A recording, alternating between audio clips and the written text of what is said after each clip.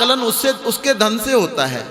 महात्मा अगर बड़ी गाड़ी में आता है तो वो कहते हैं ये अच्छा ढंग का महात्मा है, और महात्मा अगर पैदल चल करके आ जाए, साइकिल पे आ जाए, तो उसको हम देखते भी नहीं हैं। तो ये भारत का तरीका ये नहीं था। भारत के अंदर विद्यावान व्यक्तियों का अधिक सम्मान हुआ करता। धनवान व्यक्तियों का सम्मान होना चाहिए, लेकिन धनवान का सम्मान, और आप देखें धनवान व्यक्ति ने धन को कैसे अर्जित किया हो, चोरी करके किया हो, रिश्वत लेकर के किया हो, धनवान होगा सैल्यूट करेंगे। एक फल बेचने वाला, उससे एक पाव कोई फल ले रहा हो और कोई दूसरा 3 किलो लेने वाला आ जाए और गाड़ी से उतरा हो, वो एक पाव वाले के फल को छोड़ करके तुरंत उसकी ओर झुक जाएगा और उसको नमस्ते भी करेगा। उसको इस बात से कोई मतलब नहीं है इसने ये धन को कहाँ से प्राप्त किया। हमारा जो वेद का आदेश है वो क्या आदेश है कि आप उल्लू की चाल को छोड़ो, अज्ञान को छोड़ दो, ज्ञान को अर्जित करने वाले बनो। हमारे यहाँ पर ज्ञान का अत्यधिक महत्व रहा है। आप कहेंगे ज्ञान का महत्व क्यों है? पैसे से हम ज्ञान को भी खरीद लेते हैं। आपका सत्यार्थ प्रकाश भी पैसे से बिक जाता है और आपके विद्वान भी पैसे से आ जाते हैं, बड़े से बड़ा विद्वान भी पैसे से आता है। तो पैसे की अपेक्षा ज्ञान का महत्व कहाँ हुआ?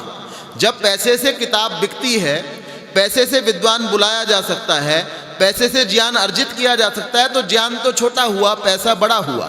तो हम थोड़ा इसको देखें कि क्या पैसा बड़ा है आपका या नॉलेज आपकी बड़ी है। मैं एक ऐसी कल्पना करने जा रहा हूं जो असंभव है। क्या कल्पना है? कि आप ये कल्पना करें, मैं ये कल्पना करता हूं कि संसार में जितना रुपया पैसा है, जितने दीनार हैं, जितने डॉलर हैं, जितने यूरोज हैं, वो सारे के सारे नष्ट हो जाएं। हमारे देश में जितने 2000 के नोट हैं, 500 के नोट हैं, दूसरे देशों में जितने जितने जो जहाँ जहाँ की करेंसी सारी जला दी जाए, उनको छपाने की मशीनें ख़त्म कर दी जाए, उनको बनाने का कोई उपाय किसी के पास नहीं है, वो समाप्त हो गई हैं। फिर जिसमें थोड़ा सा धन ज़्यादा उसमें एकत्रित किया जा सकता है, सोना है, थोड़े से सोने की वैल्यू बहुत सारी होती है ना, तो सोना, हीरा, यूरेनियम, तांबा, ये भी सब समाप्त कर दिए गए। सोना, हीरा, यूरेनियम ये ख़त्म कर दिए गए, मूल्यवान धातुएं। अब उसके बाद में करेंसी सारी समाप्त हो गई है। पैसा जिसको आप कहते हो, जिसको मैं जेब में लेकर के चलता हूँ, जिसको मैं इकट्ठा करने के लिए फिर रहा हूँ हर जगह पर, वो सारा समाप्त हो गया दुनिया से। बात क्या कर रहे हैं हम? ज्ञान का महत्व ज़्यादा है या धन का महत्व ज़्यादा है? वो सारा धन समाप्त हो गया, लेकिन दुनिया में ज्ञान है, नॉलेज संसार में है। आप में से किसी को पंखा बनाना आता है, किसी को मकान बनाना आता है, किसी को रोटी बनानी आती है, किसी को किताब की बाइंडिंग करनी आती है, किसी को पढ़ाना आता है। तो हम मकान बनाने वाले के पास में गए, पैसा नहीं है हमारे पास में, ना उसके पास पैसा है। मकान बनाने वाले के पास में गया और मैंने कहा जी भाई साहब मेरा मकान बना दीजिए, मैं आपके बच्चों को पढ़ा सकता हूँ। तो क्या ये डील हो सकती है कि वो मेरे लिए मकान बना दे, मैं उसके बच्चों को पढ़ा दूँ? क्या ऐसा संभव है? क्या ऐसा हो जाएगा? ऐसा होने की संभावना है या नहीं है? नहीं है। मैंने रिक्वेस्ट की जा करके, तो क्या वो मेरा मकान बना सकता है? बना सकता है ना? वो अच्छा व्यक्ति है, मैं भी अच्छा व्यक्ति हूँ, नॉलेज है सबके पास में, भरपूर नॉलेज है, हर चीज़ की जानकारी है, पैसा नहीं है। रिक्वेस्ट करने से, निवेदन करने से वो मेरा मकान बना देगा, मैं उसके बच्चे को पढ़ा दूंगा। वो मुझे कपड़ा सिल के दे देगा, मैं उसके बच्चे को पढ़ा दूंगा।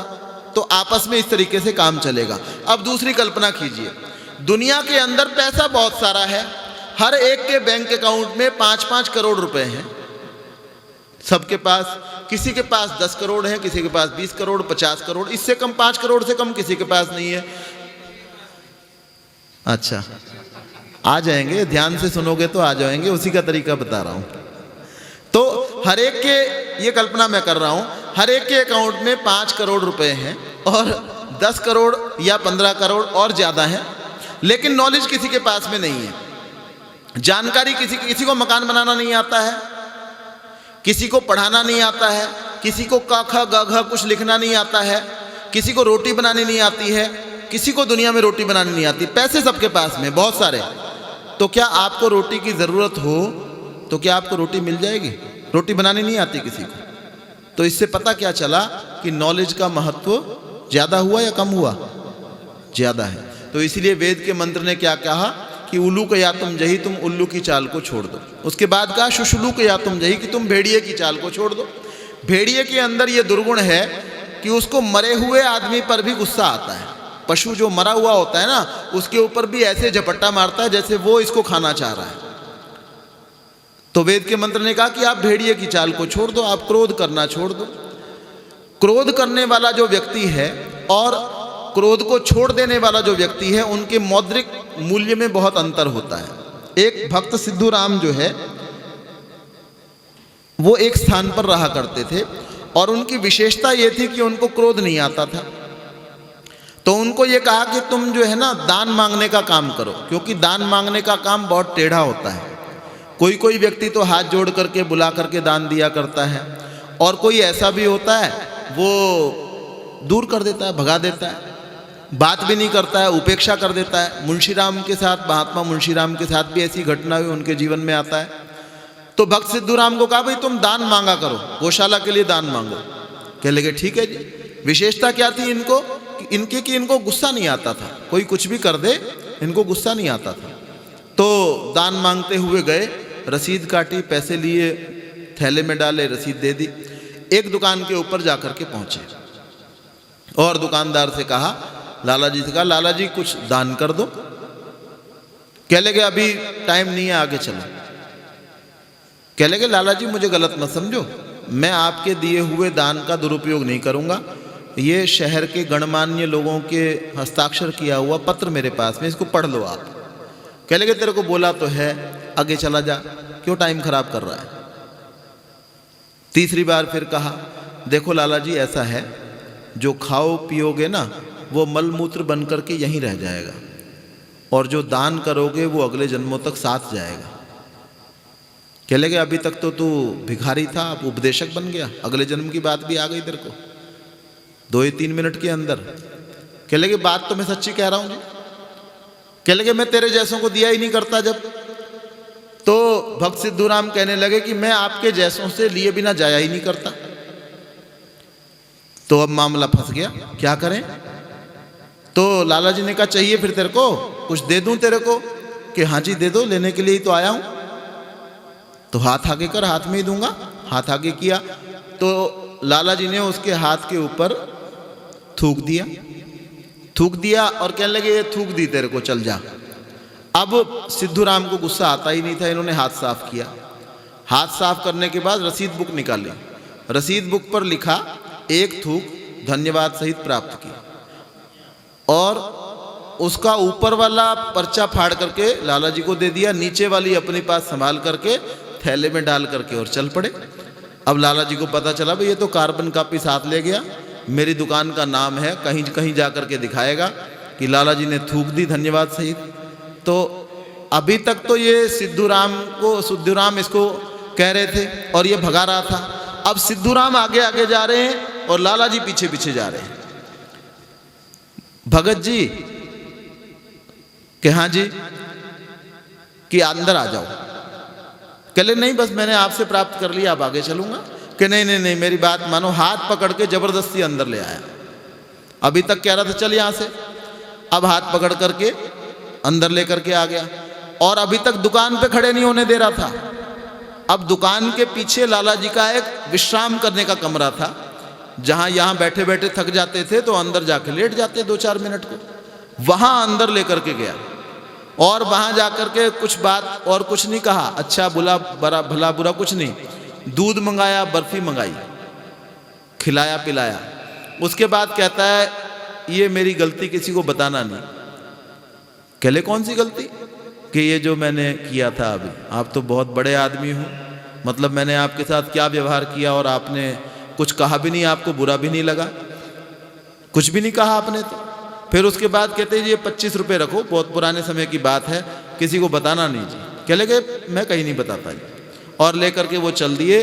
तो मनुष्य जब क्रोध नहीं करता है तो उसकी मौद्रिक वैल्यू जो हम क्या चाहते हैं कि मेरी मॉनिटरी वैल्यू बढ़ जाए, तो हमारी मौद्रिक वैल्यू भी बहुत बढ़ जाती है। तो मनुष्य को वेद का मंत्र हमको इस बात को कहता है कि शुशुलू के या तुम जही, कि आपको क्रोध को छोड़ने का काम करना चाहिए। एक व्यक्ति जो है वो महात्माओं के डेरे के ऊपर पहुंच गया और महात्माओं के डेरे के ऊपर जाकर कहने लगा, महाराज थोड़ी सी अग्नि दे दो, थोड़ी आग दे दो। कह लगे हम नहीं आग रखा करते, हमारे पास आग नहीं है। कह लगे मैं तो बहुत दूर से आया हूँ और आपसे आशा करके आया हूँ। तो फिर महात्मा ने फिर कहा, देखो हम लोग जो गृहस्थियों के पास जाकर के भिक्षा मांगते हैं, तुम कच्चा दे दो, पका दे दो, फल दे दो, मूंगफली दे दो, जो दे दो हम वैसे का वैसे खा लेते हैं। हम नहीं गर्म करने के, हमारा ये झगड़ा नहीं है। जो तुमने दिया हमने खा लिया, तो हमारे पास आग नहीं है। कह लगे महाराज ये तो मुझे दिख रहा है आग नहीं है, लेकिन अंदर पीछे वाले कमरे में तो होगी, वहाँ से तो लाके दे दो। अब महात्मा जी को गुस्सा आ गया। गुस्सा आया और लाठी उठा करके इसको मारने लगे। तो कहने लगे एक मिनट रुकना जी, 1 मिनट रुकना जी। क्या हुआ भाई? कि महात्मा जी जब आग नहीं थी तो ये अंगारे कहाँ से निकल रहे हैं? तो मनुष्य को जो है क्रोध नहीं करना चाहिए, ये वेद का मंत्र हमको ये कहता है। और क्रोध को छोड़ने का आदमी कहता है जी आपने कह दिया 10 सेकंड में क्रोध नहीं करना चाहिए, जिंदगी हो गई सुनते सुनते, क्रोध को छोड़ें कैसे? क्या इसको छोड़ने का कोई तरीका भी है? तो हमारे यहाँ पर हर चीज़ का उपाय बताया गया। अगर आपको जितनी जल्दी कोई चीज़ छोड़नी है, अगर आपको 2 साल में छोड़ना है उसका तरीका है, आपको 15 मिनट के अंदर छोड़ना है उसका तरीका, आपका क्रोध हमेशा के लिए छूट जाए उसका तरीका क्या है? उसका तरीका ये है, कोई भी बुराई आपको छोड़नी है तो उसका तरीका क्या हो सकता है? उसका एक तरीका ये है कि आप उसके साथ में प्रायश्चित्त को जोड़ लें। क्या चीज़ जोड़नी है? प्रायश्चित्त को जोड़ लें। हर एक गृहिणी को अपने दिन के खर्चों के लिए, सब्जी लाने के लिए, सब्जी खरीदने के लिए, या कोई राशन खरीदती होंगी, उसके लिए 500 रुपये दिन में, किसी घर में 200 रुपये, किसी घर में कितने रुपए मिलते हैं। वो ये संकल्प कर ले कि जिस दिन मैंने गुस्से के अंदर एक भी वाक्य बोला, पहला संकल्प क्या है? एक भी वाक्य मैंने गुस्से में बोला तो मैं ये सारे के सारे पैसे जाकर के गौशाला में दान करके आ जाऊंगा। एक दिन के 200 रुपये मिलते हैं। संकल्प क्या किया कि मैंने क्रोध नहीं करना। और जब जिस दिन मैंने संकल्प तोड़ा,